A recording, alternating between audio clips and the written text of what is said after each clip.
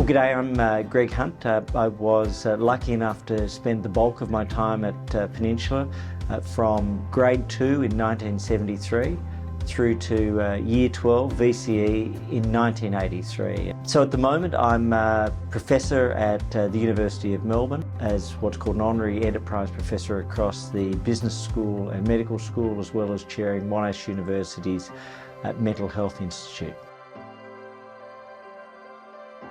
I loved my time at Peninsula. We were lucky enough to have a fantastic year level, but as a group there was a lot of mutual support and you actually drove each other on. So I started in grade 2 in 1973 and finished in year 12 in 1983. For me it was about cricket, which I absolutely loved, debating. I enjoyed my academic side. I was completely hopeless at music.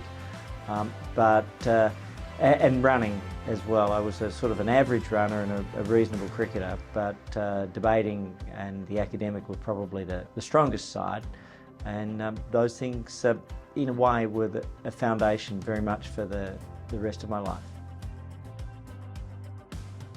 So I was lucky to have great teachers all the way through, but in a way the two most memorable teachers were my first and my last. Marilyn Hamilton Smith, who became Marilyn Greaves, was my grade 2 teacher, and she really helped me settle into the school and build confidence when I was lacking in a little bit of confidence.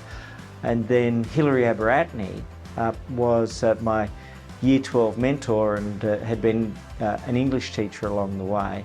And he gave me just a love of language and a belief in mission, the purpose that we take into the world, and they were wonderful bookends to my time at the school.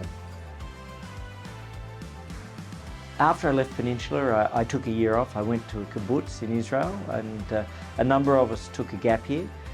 For me, I was based there. I spent part of the year learning Hebrew and working in the metal factory, sort of painting, welding, shaping, manufacturing.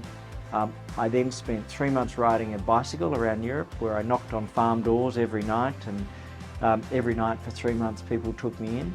And then I came back to the kibbutz and really worked very hard, and you were judged above all else on how hard you worked on the kibbutz, and that was the currency.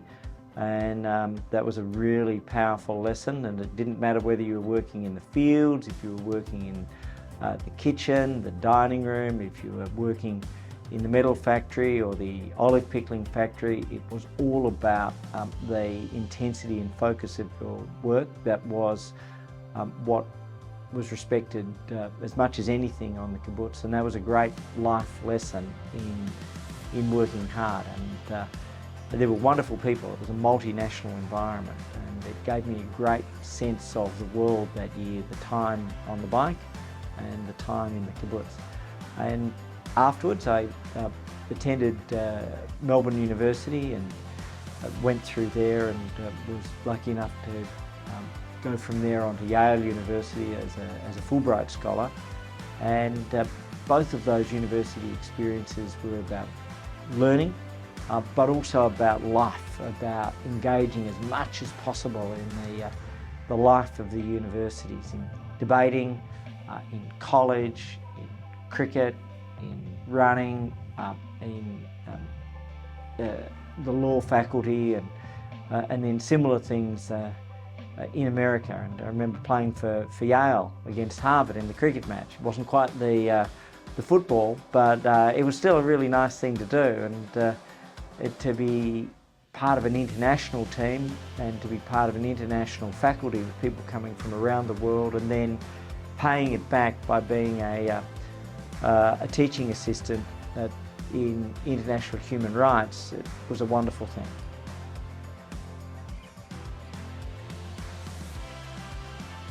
So obviously the most significant challenge of all was the pandemic.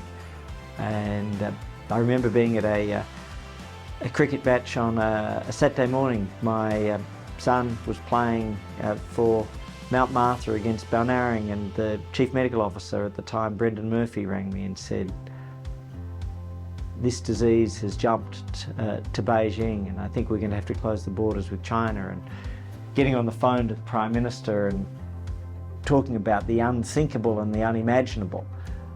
But we realised that the counterfactual was potentially 40,000 lives, potentially 150,000 lives on some of the scenarios.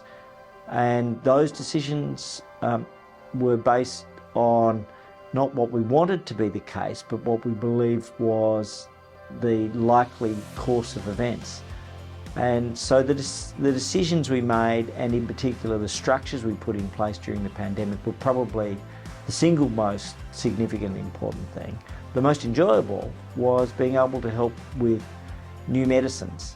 And even today I meet people who say, look, thank you, our son or our daughter is on Trikafta or Orkambi for cystic fibrosis.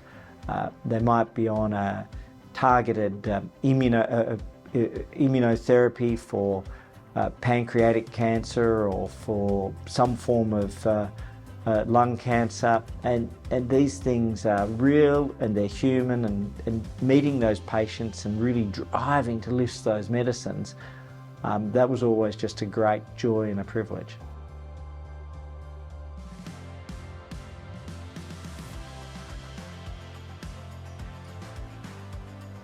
Look, it was a little bit busy during the pandemic. They were long days. They were 18 and sometimes 20-hour days.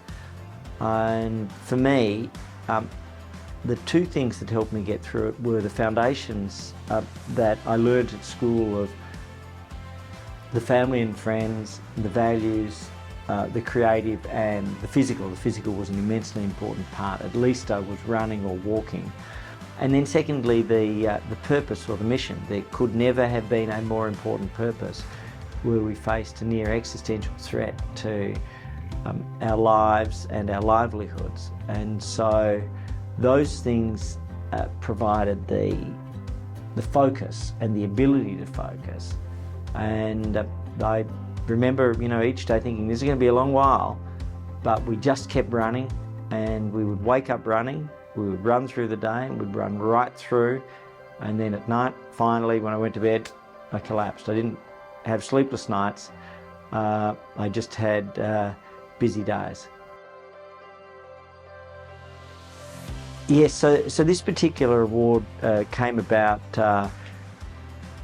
through an international process, which I didn't know was going on at the time, and it was based off the work in environment of putting in place a Reef 2050 plan, of the contributions to the preparations for Paris and the Paris Climate Conference, and in particular helping with the Montreal Protocol negotiations, what was called the Dubai Roadmap, where the Montreal Protocol was at risk of collapsing, and that was for ozone protection, but it also had a more than 30 billion tonne contribution to the Paris climate goals. And so those combination of things and the emissions reduction fund we put in Australia all went into it, but none of that was known to me at the time. It was announced, and in Australia that's a little bit embarrassing. You don't walk around with this grandiose title, and as I said at the time, Paula, my wife's response was, well, you've still got to put the bins out tonight. I've embarked upon stage 3 of my life, which is the pillars of academia, working in innovation, the philanthropic and chairing the Mental Health Institute at Monash University, and the commercial, where it's about working with corporate Australia on helping to bring new drugs and new discoveries into being, whether it's in relation to kidney fibrosis or genetic carrier screening, and helping to make these more accessible and more available. So that's really exciting. And being a dad and being a husband. We had a fantastic 40th reunion. There were about 20 of us. Some of the others look very old. But in fact, it was great. There was a very natural coming together. People talked about the past, but in fact, they talked most about their own families and where they were at, and everybody was interested in everyone else. And the fact that those friendships have survived 40 years, I think, was a real tribute to the school. I loved my time at Peninsula, and like everybody, there are good days and bad days. But overall, I was blessed with my teachers, blessed with my cohort, and blessed with the culture and the values of the school. Bruce Clark, Harry McDonald, they were the leaders at the time, and they were always very supportive. But they didn't tolerate bad behaviour. You know, they emphasised that people had to be their best selves. And then we learnt that through academia, through debating, through sport, and they were all means of coming back to this central notion that lots will happen in your life, but ultimately you are the primary architect of your own destiny and your own happiness. And that sense of responsibility for self and others was the fundamental takeaway from my time at school.